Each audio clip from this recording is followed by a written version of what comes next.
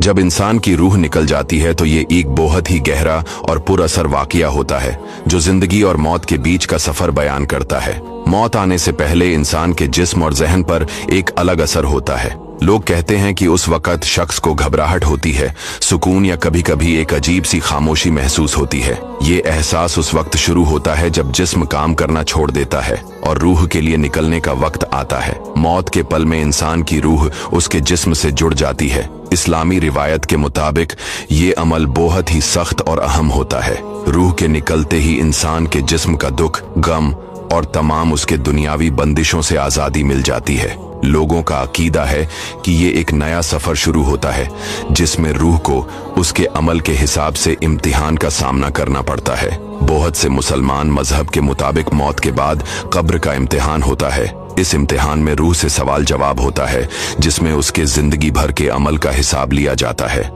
इस दौर को बरज़ख भी कहा जाता है, जो एक दरमियानी हालात है जब तक क़यामत का दिन न आ जाए।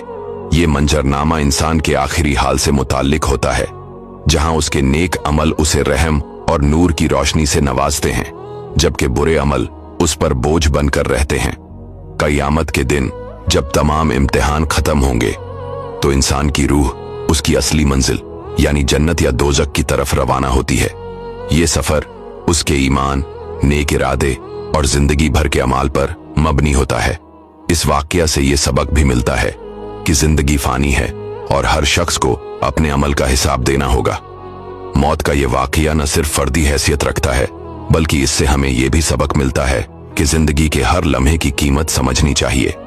इससे इंसान अपने रब के हुजूर तकवा, शुक्रगुज़री और इंसानियत के बुनियादी उसूलों को समझने लगता है। ये मुकम्मल वाकया इंसान जिंदगी के उस राज्य को बयां करता है जिसे हम अक्सर मौत कहते हैं, लेकिन असल में ये एक नया आगाज है जो आखिरता के जरिए इंसान की असली हालत का इजहार करता है। हर शख्स के ईमान और अमल की रोशनी में ये सफर या तो रहम और नूर से भरा होता है या फिर सख्त इम्तिहान का पैगाम देता है। इस तरह जब इंसान की रूह निकल जाती है तो न सिर्फ जिस्म की फैनाई होती है, बल्कि एक रूहानी सफर शुरू होता है जिसमें हर एक इंसान अपनी जिंदगी के अमाल का हिसाब खुद देता है।